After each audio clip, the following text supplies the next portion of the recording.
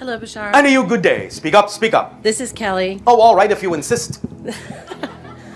Thank you for being here, and thank you for your ebullience and your expansion and your permission to become more passionate and fully uniquely myself. Thank you for yours. Remember, we are only acting as a reflection of your own higher mind. I have issues with feeling limited in my ability to interface with mundane things like Define mundane. And why are you defining them as mundane? Because of my spirit seems to drop whenever I have to do anything that grounds me into this dimension. All right, but you do understand that the only reason you're having that experience is because of your definition of that experience. You understand that? Yes. Are you sure? No. Thank you. Thank you for your honesty. Yeah. Understand that as a physical being, your psyche is made up of a prism of three things: beliefs, definitions, emotions, feelings, and thoughts, actions. You understand? Yes. And the idea is that it all starts with the definition. It all starts with your belief. Some of your beliefs are conscious, some of them are unconscious. The idea is to get in touch with what those definitions are, because if you're experiencing a reality in a way that you don't prefer to, the only way you could be experiencing it that way is you have a definition of it that makes it feel that way. Because all feelings are secondary to belief. You cannot have a feeling about anything of any kind without first defining that thing in some way, shape, or form. If I throw a word at you that you don't know the definition to, you have no idea how to feel about it, do you? What can I do to dismantle my... I'm getting there. Okay. The idea is you have to get in touch with what that definition is. So, one way, it's not the only way, you can use your imagination to alter this however you wish, but one way is to ask a very pointed question of yourself. When you find yourself in a situation where you are feeling limited, ask yourself, what would I have to believe is true about myself in relation to the situation in order to generate the feeling I'm experiencing?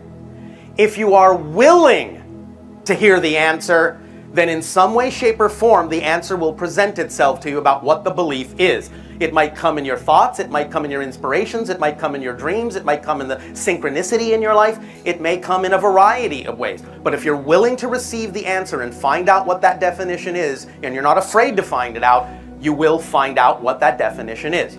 Now, once you have discovered consciously a definition within you that is actually out of alignment with who you prefer to be, you will instantly recognize two things. All right, three things. You will recognize that it is nonsensical, illogical, and it doesn't belong to you. It came from someone else. Your parents, your friends, your school, your society, what have you.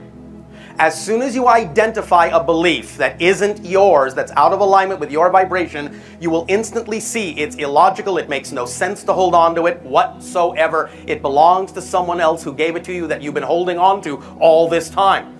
And as soon as it appears that way, you'll drop it, unless you have another belief that tells you you should hold on to it for some other reason. And if that's the case, then you need to ask the question again and find out what that belief is.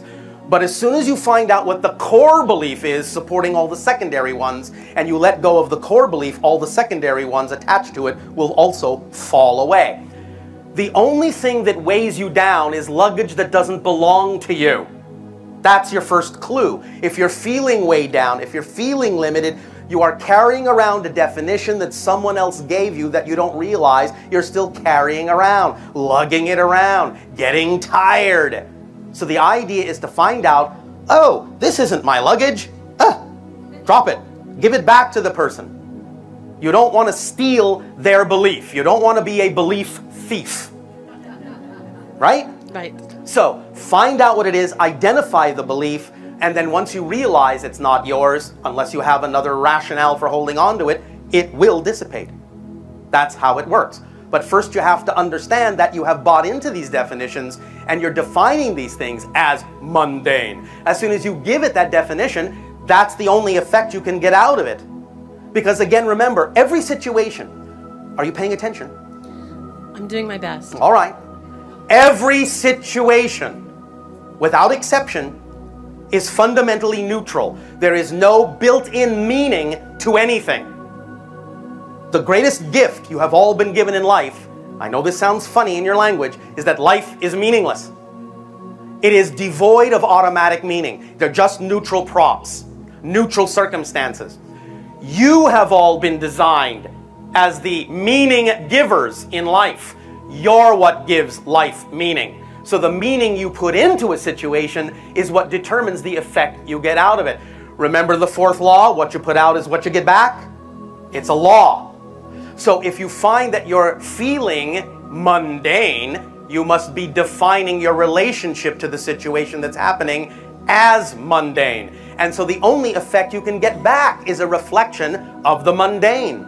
If, however, you understand and choose to buy into the idea that every single thing that appears in your life is there for a positive reason, to serve you, to learn from, to become a more expanded being and remember more of who you are, then you will give it that meaning, that interpretation, that positive energy. And no matter what anyone else's idea or anyone else's intention in that situation may be, the only effect you will experience from that same situation that serves double duty is the positive one based on the meaning you have chosen to give it. So the choice is in your hands. The total control is in your hands. Do you understand this concept? Would you talk to us about Jesus? Yes, I would. I have a feeling that he was misunderstood in his day. Very much so. Still misunderstood to this day. And the Bible, I'm thinking, isn't an accurate translation of what he was trying to Not teach always, us and tell us. No. Much of what, in that sense, that individual was teaching is very similar to what you are now understanding in what you call your metaphysical age. The idea is that simply people back then couldn't understand it. But to put it in a more fundamental sense, Yeshua, or as you say, Jesus, really did not intend in any way, shape, or form to create followers. Intended to create leaders, equals. Did not intend to create Christians per se, intended to let you all know you are Christ's. That's the greatest misunderstanding of the information. Does that make sense? Yes. All right. So much of what you're understanding today is the idea that that individual was teaching, even down to the concept of how powerfully your beliefs create your reality, yes? Because did not, in that sense, at least to some degree, the Bible quote him as saying, it is your belief, it is your faith that has made the difference? Yes? And did it not also say that when Yeshua even went back to his hometown, because people there only knew him as a carpenter and did not believe in the things that other people said he could do none of those things in his hometown. And the Bible says so very clearly. You understand? Yes. It's all about the idea of your belief system. It's all about the idea of what you know to be true. It's all about your actions, all about your alignment. This is all that individual was saying, and that's what he meant when he said, I am the way. He meant, be this way. I'm the example. I'm the way. Be like me. And Bashar.